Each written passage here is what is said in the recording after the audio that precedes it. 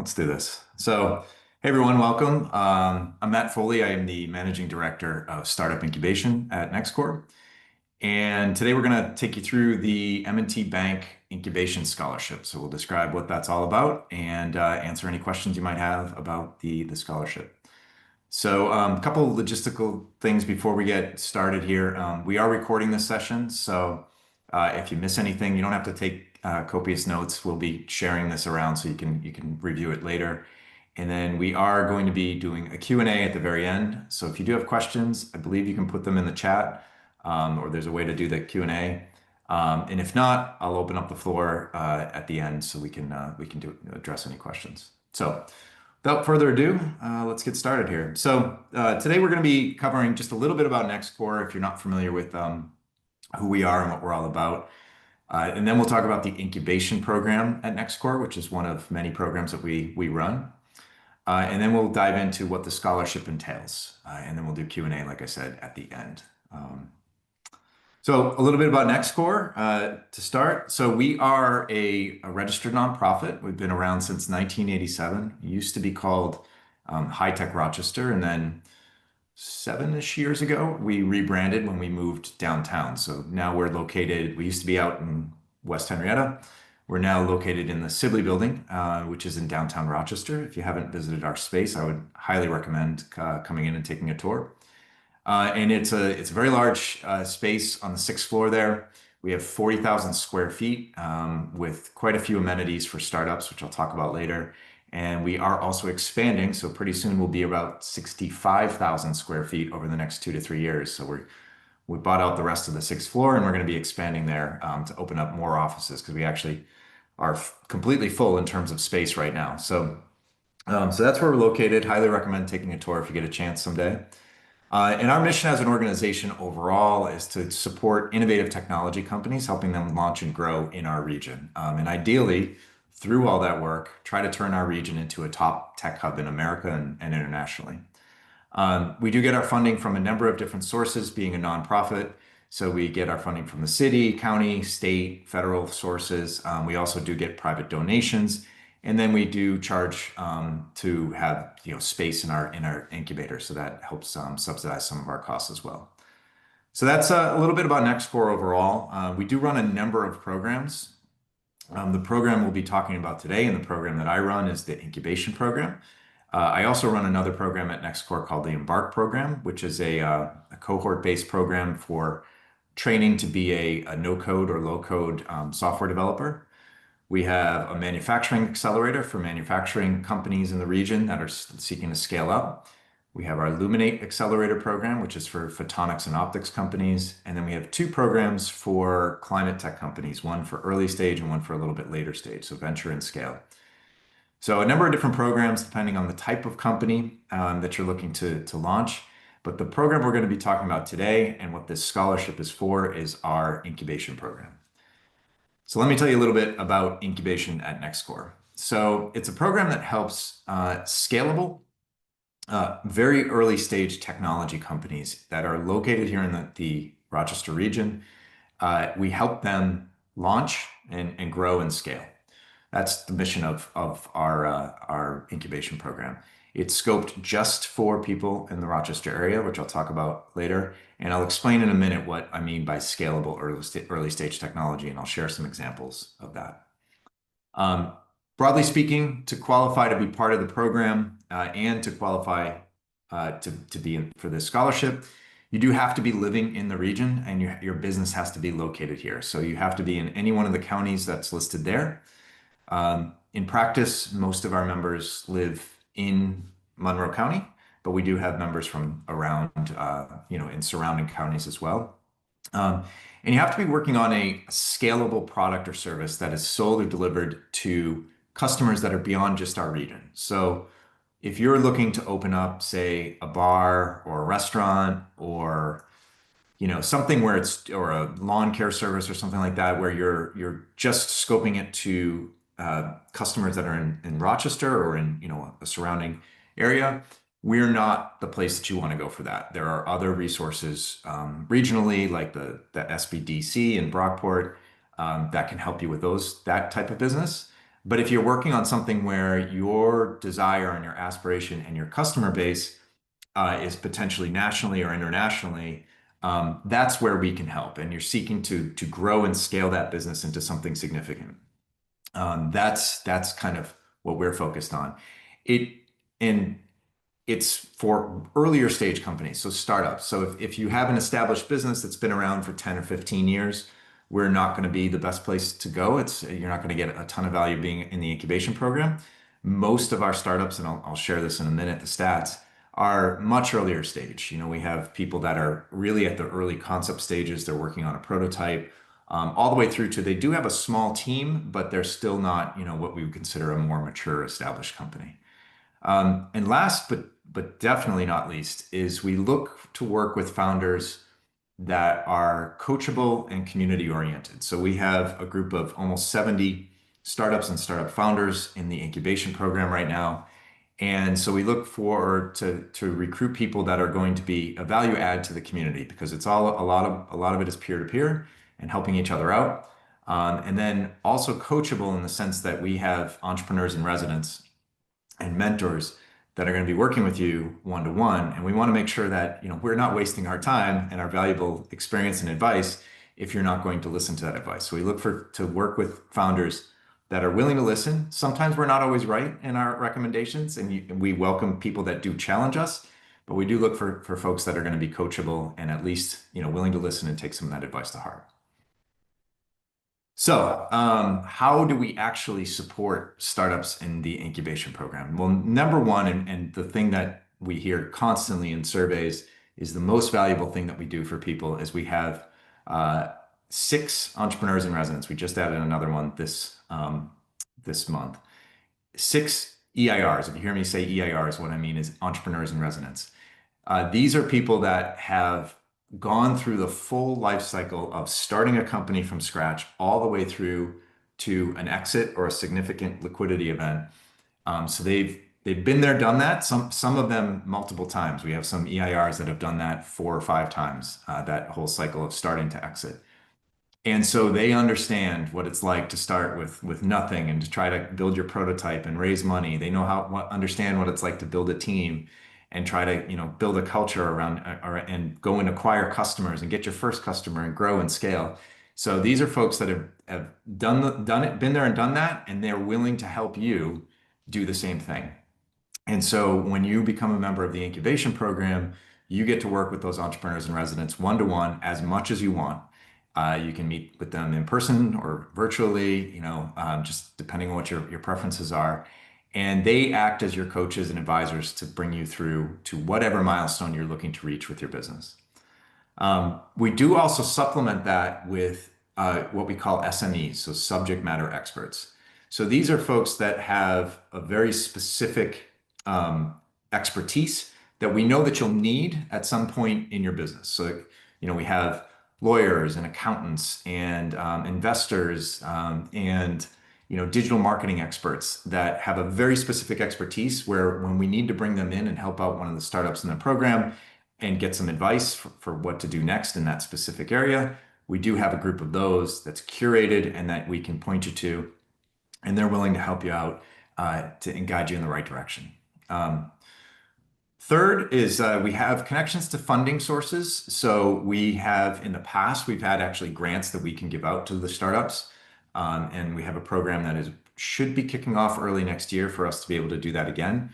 We've given out over $1.2 million in grants over the last 5 years to the startups in the form of like $25,000 grants that help in the very early stages and help you build a prototype. So we're expecting that program to come back online. And then we do also have on a regular basis, venture capital and angel investors that come through the incubator, want to get introduced to early startups that are showing some promise and showing some traction. And so we do have connections to funding sources to help you if that's the path that you choose to go down. So we have quite a few startups in incubation that they don't want to raise money, and that's fine. A qualification for getting into the incubation program, you don't have to go and raise money. If you want to bootstrap a company and self-fund it on your own, that's totally fine with us. We have quite a few people in the incubation program that prefer to go that route and stay independent rather than take money. But if you do want to go the path of raising money for your business, for your startup, we do have those connections to those funding sources. And then we do other things, like I mentioned, we have a community of almost 70 startups right now. So we do monthly lunch and learns. So if you're looking, we pick a topic each month that we know the startups are struggling with. We bring in an expert to give a presentation. We buy everybody lunch, so you get a free lunch, and you get to learn about a topic every month that's going to help you grow your business. Generally speaking, we do a lot of ones on sales and marketing because that's something everybody struggles with. Occasionally, we'll do things on legal topics like trademarks and copyrights, which is something I also startups struggle with. So we pick different topics and we try to make those over the year, kind of mix them up so that you can learn new things every single month. We also do a private founder roundtable. So if you're a member of the incubation program, the founders once a month will come together. We meet at NextCorps, right at the incubator. We buy everybody lunch because lunch gets people in, and so get a free lunch out of that. And then we talk shop. We talk challenges. We bring up, what are you struggling with? What's keeping you up right now? And then as a peer group and founder to founder, we try to help each other solve those challenges. We also try to make connections for each other. So if you're looking for somebody to talk to, if you're looking for a lead, or a new type of customer, or you want to go doing some customer discovery and figure out if there's an opportunity for your business, we'll share connections and we'll volunteer like, hey, I know somebody that happens to be in that industry. So we do that in the roundtables.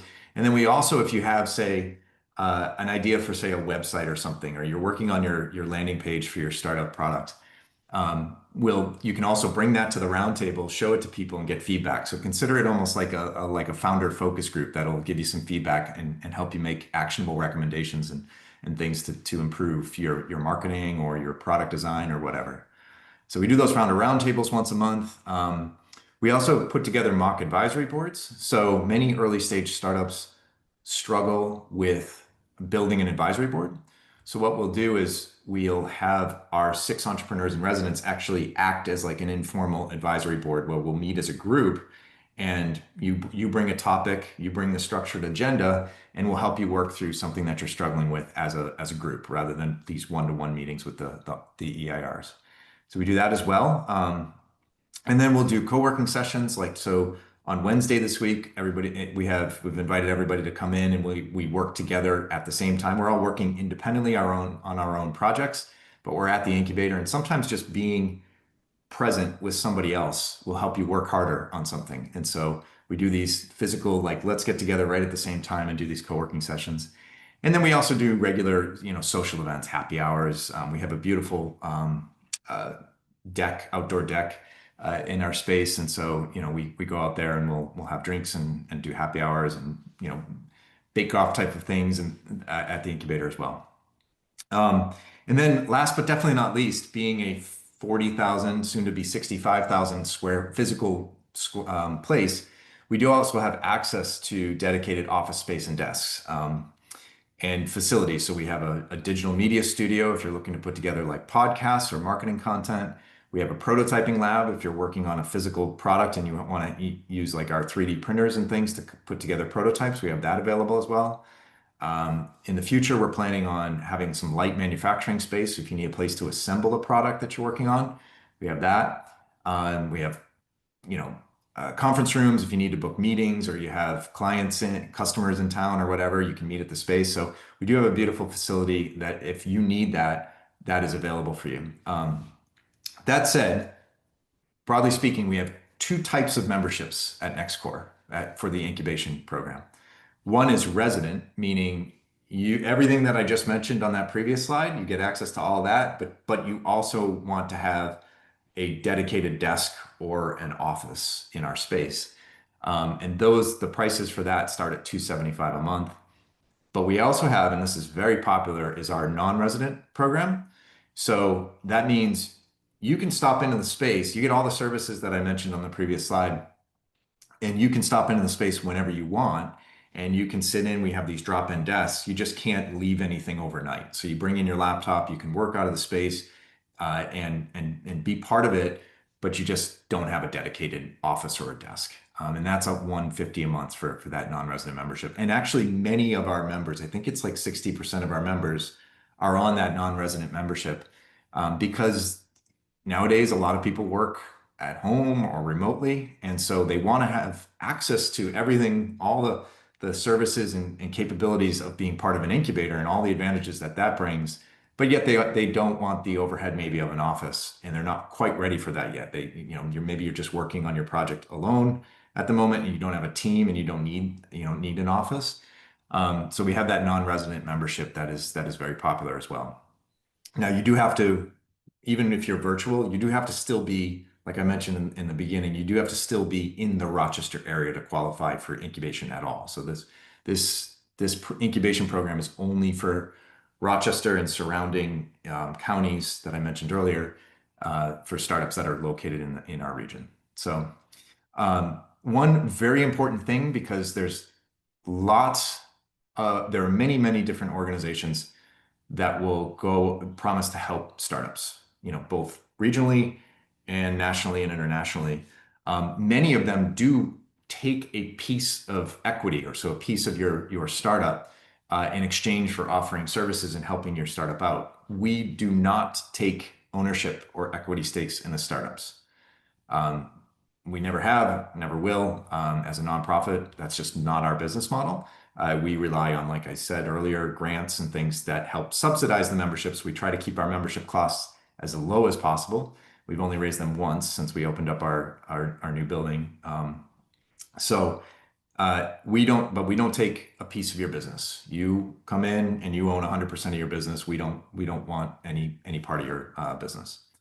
So a little bit about who is in the incubation program. So we currently have 68 companies. This ranges, few months ago, it was a little bit over 70. Now it's 68. Kind of people come and go. 80% of the companies that are in incubation are working on software. And I use that term somewhat broadly. It could be a software as a service. So you're building software for a business to help solve a business problem that they have. It could be a mobile app, and I'll give you an example of that in a second. It could be you're building a marketplace, so you're connecting, two audiences online. So I use the term broadly, but 80% of the companies are working on some kind of software where, if that software didn't exist, there wouldn't be customers and there wouldn't be a business. So I don't just mean we have a website and you can go to our website and find information about whatever our product or service is. I mean where the software, the application itself, is the thing that is being sold, or facilitating a transaction. So 57%, a little over half, are pre-revenue. So incubators, just by design, like NextCorps, it's for the early stage companies. So typically what you do is you would first join an incubator program when you're just starting out with your idea. And then later you might look to join an accelerator program to kind of take that to the next level. That's the typical path for many startups nowadays. So we are working with very early stage companies that are working on, sometimes I joke, I just stepped out of the shower. We have some folks that are very early on, founders that are very early on in their idea stage and just kind of thinking through what they want to work on. And we love working with you. The earlier you are in the process, the better, because we can help you avoid making critical mistakes that will come to bite you later on. And so the earlier the better, I say, and when you approach us, because we can set you on the right path and help make sure that you make the right decisions.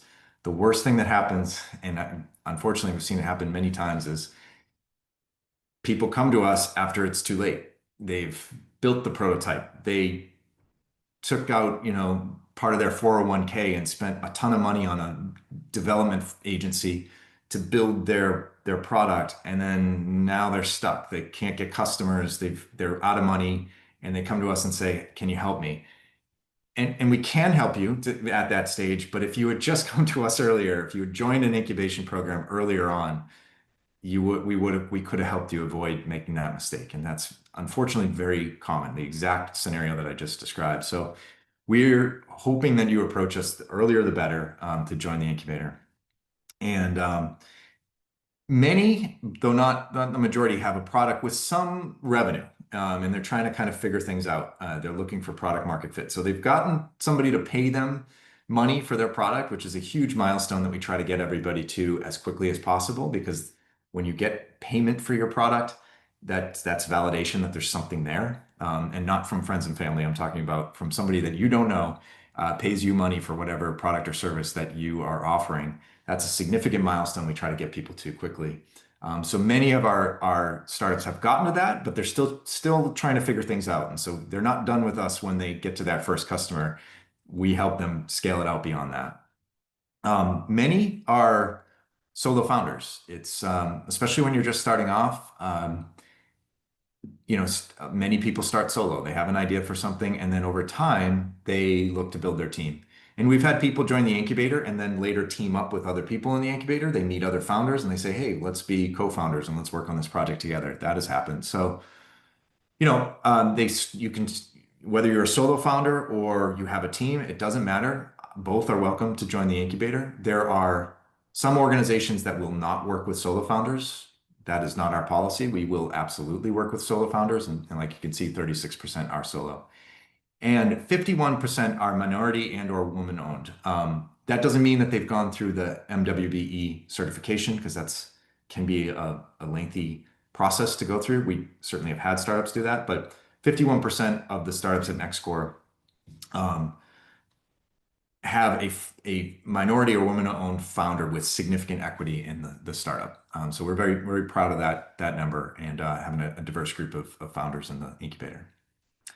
So I want to share some examples so you can see the types of startups that you'd be coupled with and who would be your peers going through the incubation program. And these three happen to be software companies because, like I mentioned, 80% of our startups are software companies. That's not to say that if you're working on a physical product, we can't help you.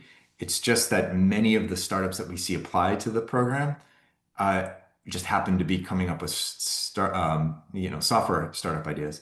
I think that's because people use software every single day in some capacity, either on their phones or for business use.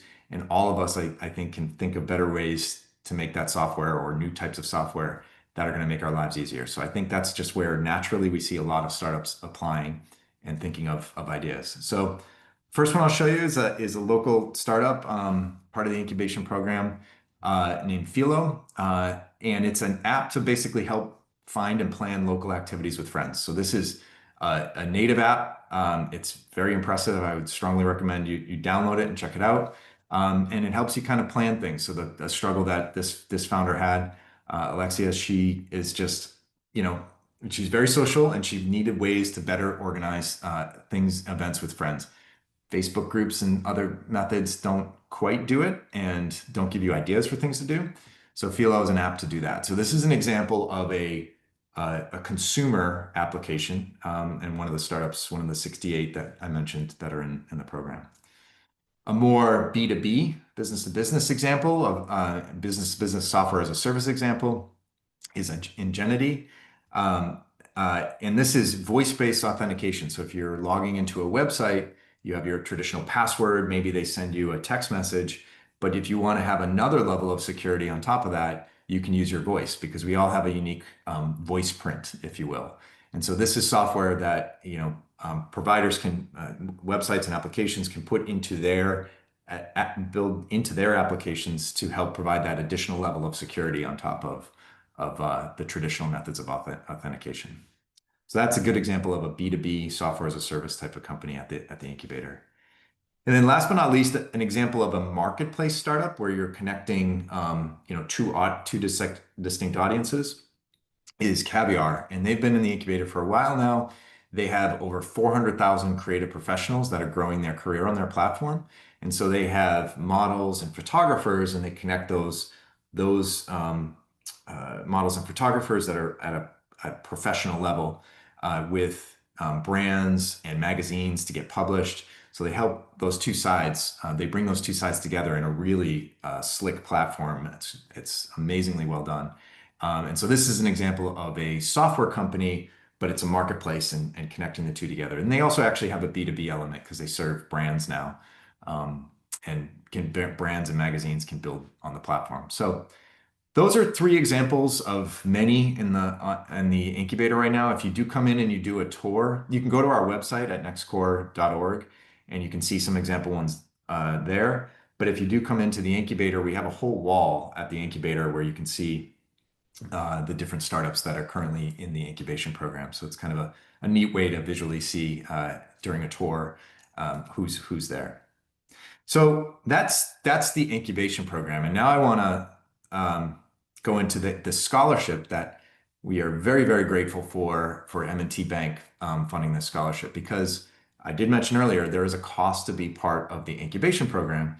And if you're a very early stage company and you're just starting out and you don't have any funding, sometimes that cost can be a barrier. We try to keep the cost as low as possible, and we're able to do that through, you know, private and public grants that we get, but there is still a cost. We have a 40,000 square foot space, you know, we need to keep the lights on, and we have staff, so we need to that supports the startup. So well, we love our grants. We do need to charge something, and programs like this M&T Bank Scholarship Program make it so that there's no as few barriers as possible for somebody who is in the very earliest stages of their business to get some help from an incubator because joining an incubator can be make or break. And so what we're looking for is to help, like I mentioned, our mission is to help launch and grow startups here in Rochester. And so M&T Bank has graciously funded this scholarship.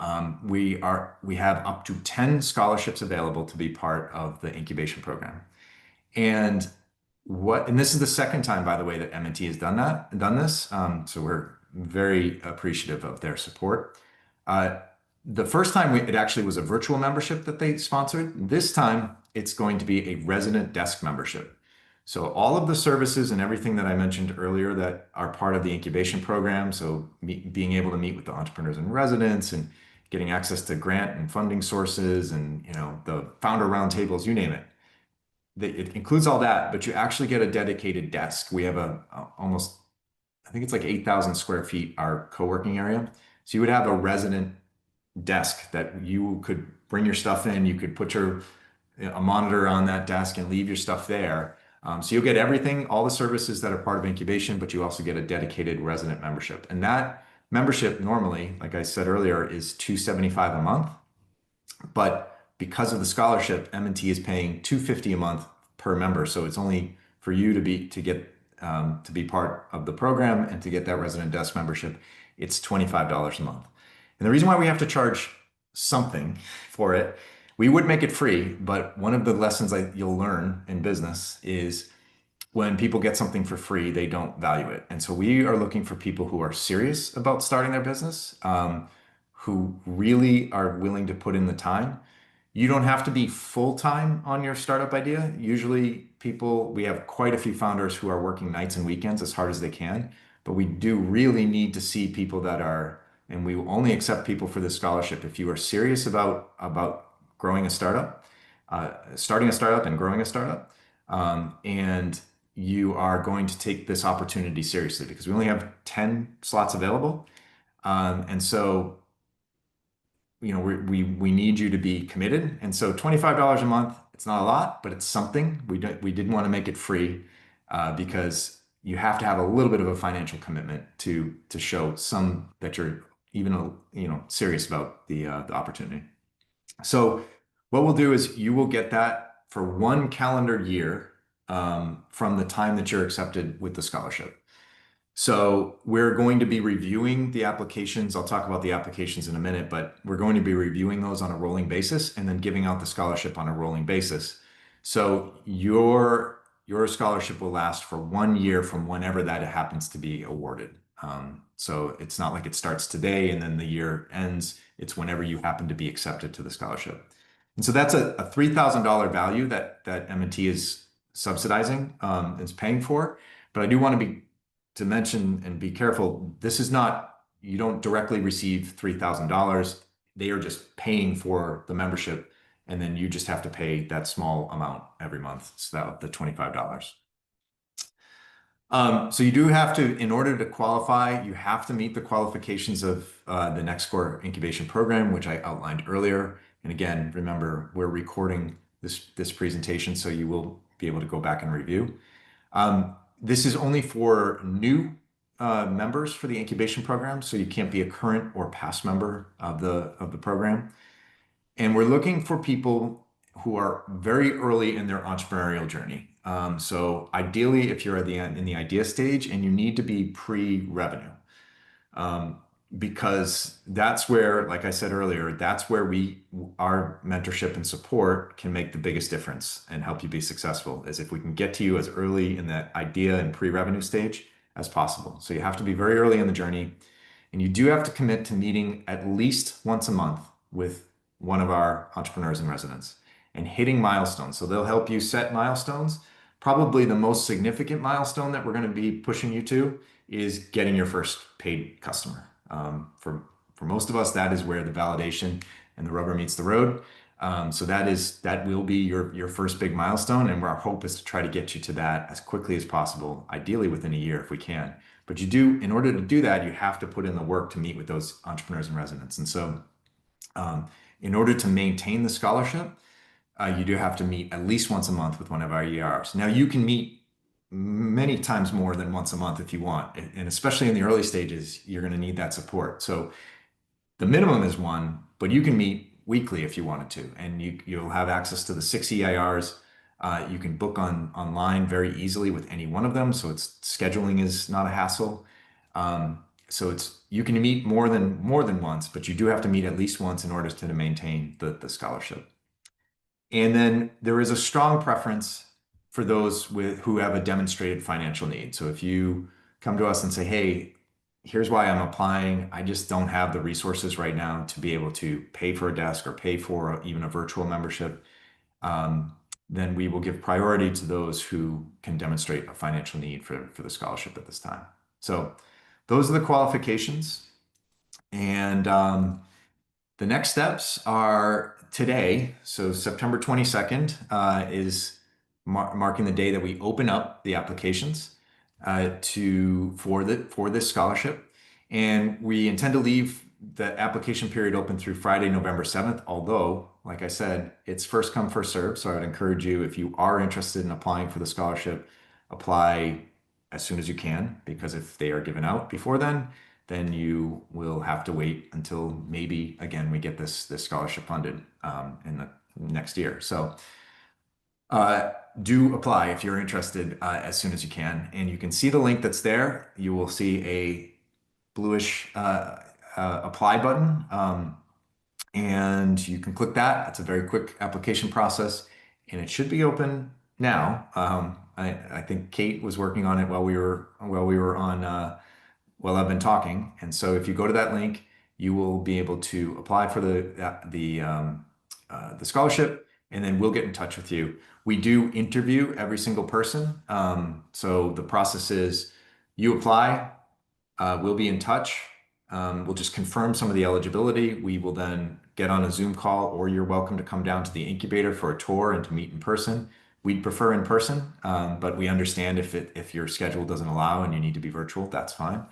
But we will need to interview every single person to make sure, like I said earlier, that we're looking for coachability and we're looking for fit with the program. So we're looking for people that are growth oriented, are looking to build a significant business, and where we know that we can help them on that journey. So I'd strongly encourage you, if you do meet the criteria, to apply today.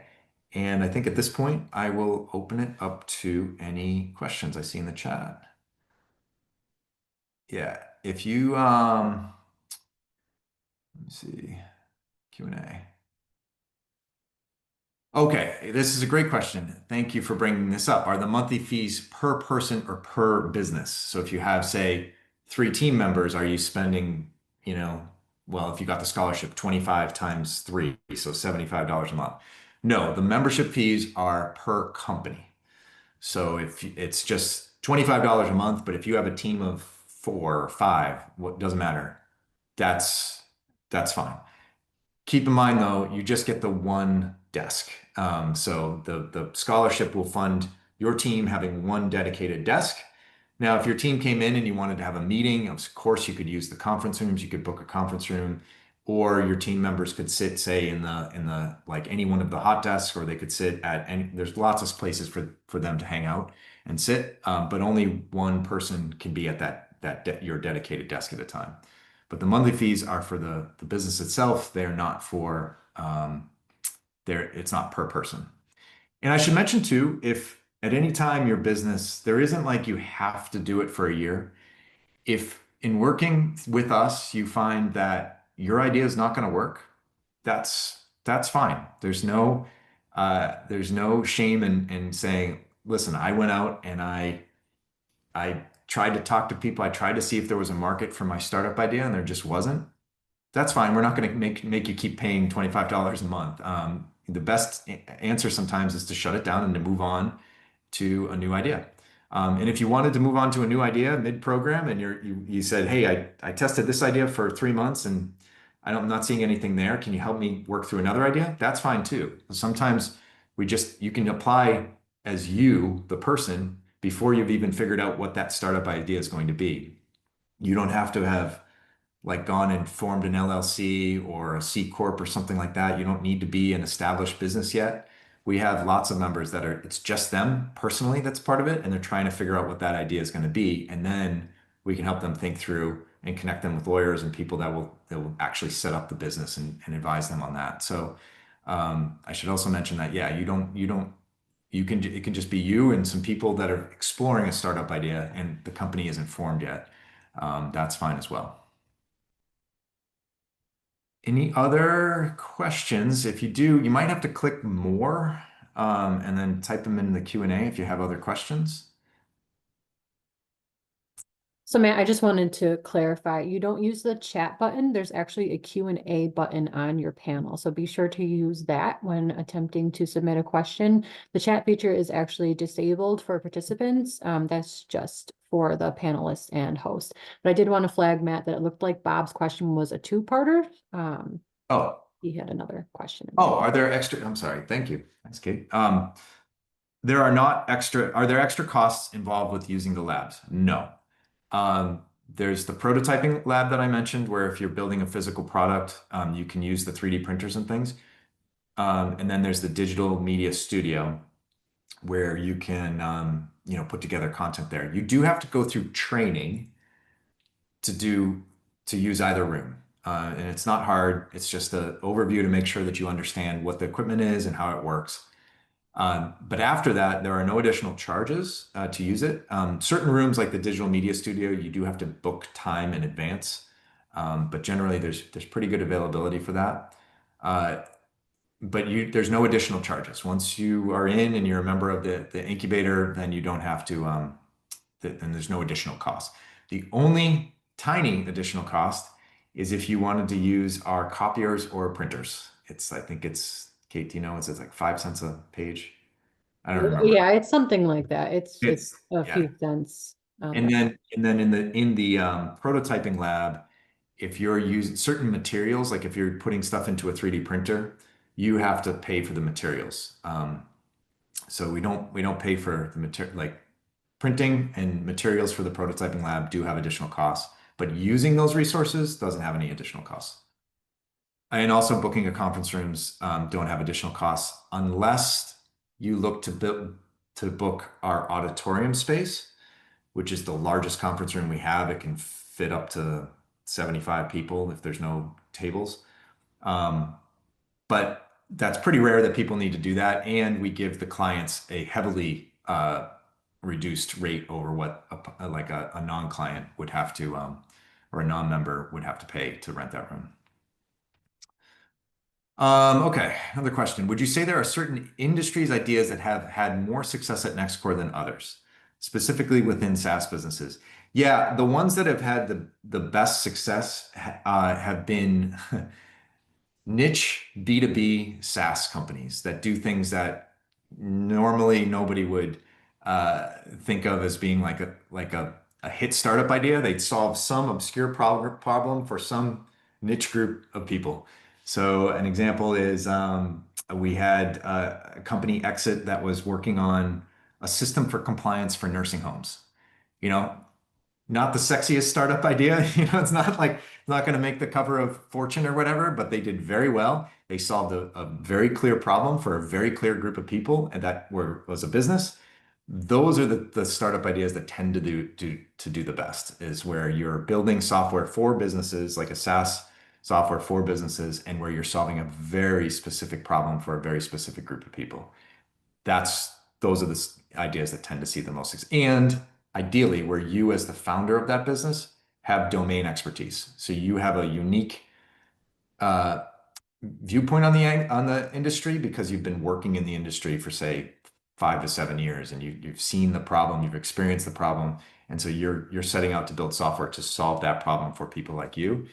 That's the other element where I would say if there's a magic formula, it's that. It's specific customer with a very specific problem, and where the founder has domain expertise that gives them a leg up over anybody else. Okay, I just submitted my application. Great. And I want to make sure that I did it correctly. I didn't see an email confirmation in my inbox. And there was not a specific spot to discuss financial needs. So I send in a separate document to elaborate. We will discuss that when we meet with everybody on the financial need part of it. We don't want to be onerous about it. We're going to take you at your word. We're not going to ask for tax returns or anything like that. It's not like that. It's more just if when meeting with us, you tell us, a little bit broadly speaking about your situation. That's where we'll look to verify that. Kate, can you speak though to the email confirmation? Should there? I think that's a Dustin question because Okay. it's through Tally. But I'm actually chatting with him, so I will let you know in just a moment. Okay, so Dustin Wilson is the person you're going to hear from. He works in the incubation team here at NextCorps, and he will follow up. So he'll be reviewing every single submission to the form, and he'll follow up to set up a time. So you're not going to get an automated email. You will get an email from Dustin. Does the prototyping lab have computers we can use? We'll be doing animation work. The digital media lab has a computer. Um, most of you could use it for that. It's not something where you'd be able to use it all the time. So we don't have a computer where you'd come in 9 to 5 and you could work on it. Like it needs to be used by, there's limits on that. Um, but if you needed to use it for some reason and you needed for animation work and you needed it's a soundproof room and it has really nice mics and things. So if you need to do any audio recording or animation, you can do it on that computer. I can't speak to the specs of the computer and whether or not if you're using high-end software, it is a Mac that's in that room. So everything would need to be Mac based. But that is a resource that's available in the Digital Media Studio, but it's not something where you can, use that computer every single day, 9 to 5. We have multiple clients that need to use that room. So there are some limitations from that perspective. I just wanted to jump in. Dustin shared that basically what you said, Matt, that there's nothing automated, but everyone will receive an individual response. Yep. Yep. And look for that this week. And if you don't apply this week, but you apply next week, we'll review them as quickly as we can and get back to you as quickly as we can. Can international U of R students join the program? Yes, you can. But we would look for a commitment that and a clear path to you locating your startup in the Rochester region at some point. So again, one of the key qualifications is this is really just for Rochester and Monroe and surrounding counties. Um, so you'd have to commit to saying, hey, we intend after we've graduated to keep the business here, and we'd like to to locate here. That's what we're looking for is people that are committed to the region and looking to grow their startup here. Is the incubator appropriate for a service-based creative agency? Probably not. Even though, so yes and no. We have had some service businesses come in to the incubator and we've helped them productize their service such that it scales. So there is a way to turn a service business into a product-based business by productizing the service. It's kind of hard to explain, but it's taking and packaging it up so it almost looks like you're buying a product. So, here's our digital media thing and it includes this and it's this per month. And you can and you productize everything about it, the way it's delivered, and nothing is custom. We have worked and helped those types of businesses. But if you are a creative agency where you do custom bespoke work for clients, not your best fit. I wouldn't recommend applying to the incubation program because services that are very custom by nature, it's very difficult to scale them unless you productize them, like I mentioned. So if you're looking to create a packaged up productized service and you want to scale it that way, and you're interested in that, we can help you with that. But if it's a custom service, it's you'd be better off going to like the SBDC in Brockport or other regional resources to help you with your business. Can I join this if I'm also working with another accelerator? Absolutely. In fact, we have startups in the program that are part of other accelerator programs. We have startups that are, for example, there's a virtual incubator called that covers most of New York State called Launch New York. We have quite a few startups that are in NextCorps, but also part of Launch New York. We've had startups go through Y Combinator and Techstars while they're still part of the incubator program. So absolutely. We understand too that when you're going through that accelerator, you're probably going to be very, those can be an intense amount of work for say 3 to 6 months, but we can still support you. We can also review your applications if you're looking to apply to an accelerator. We can give you advice on which accelerators to apply to and which ones to avoid, because unfortunately there are some accelerators programs that are rather predatory, and we would advise you not to apply to those programs. So we can review the terms of what an accelerator offers you because we run accelerator programs as well as part at NextCorps. So we can advise you which ones to pursue and which ones to stay away from. And so even if you're considering entering one, we encourage you to be part of the incubator as well. Is there a formal obligation to be in Rochester for the startup after students graduate? I wouldn't say, we're not going to claw back anything or ask you to repay the $3,000 or anything like that.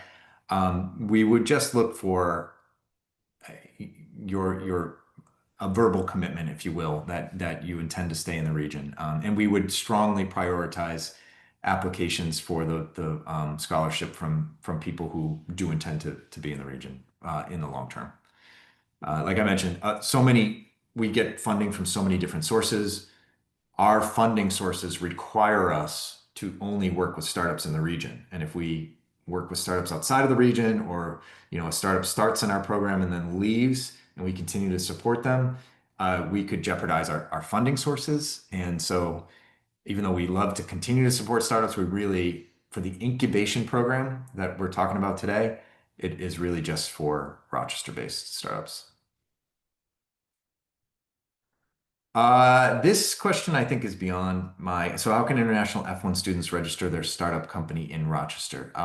That's not a question I'd be able to answer. That's something where we would direct you to a lawyer to talk to, and get some answers to that question. I'm not quite sure. I'm not super familiar with the process, so I don't want to speak to that. But this is an example of a question where when we know our limits and we know we need to connect you with an expert, that's why we have that pool of subject matter experts where we say, okay, we know somebody who can answer this question, and then we try to connect you with that person. So that's something where we would look to connect you.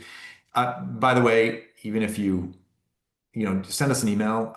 Even if you don't apply for it, we can still try to help you out. We just be a good service to the community. So, okay, that was a lot. Any other questions? There was one question that I answered just by typing it, asking for the link again to Okay. the startup Yeah. scholarship. Sorry. Yep, it's there. And it's also, if you just head to our website, there's a drop down resources. It's the first button there. And it's also on our homepage at the moment. However, everyone who is on the session or who registered but wasn't able to join live, when the recording goes out, there'll be a link right there for you. So you will get it. Great. Well, I think that's it. If you do have any further questions, you can always,